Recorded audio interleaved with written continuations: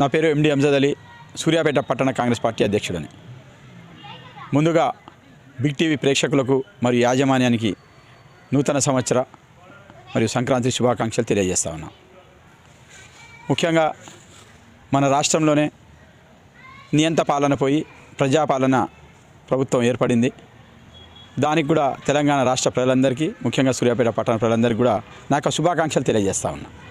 ఈ గత 10 సంవత్సరాల నుంచి చూస్తే అభివృద్ధి పేరుతోని మాయమాటలు చెప్పి ఏమైనా ఒక 4 రోడ్లు 2 బిల్డింగ్లు అన్నట్టుగా ప్రజల్ని మభ్యపెట్టిరు తప్ప కావలసిన సామాజిక అభివృద్ధి ఏమీ జరగలేదు.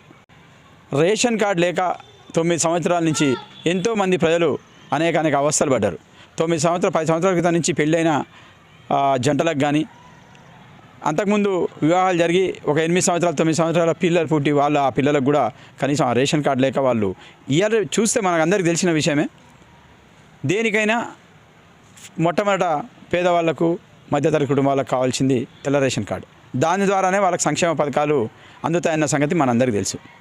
అట్లాంటి వాటినే తొంగలో తొక్కి మేము అభివృద్ధి చేసినామని చెప్పి గతంలో మాయమాటలతో పాలించారు.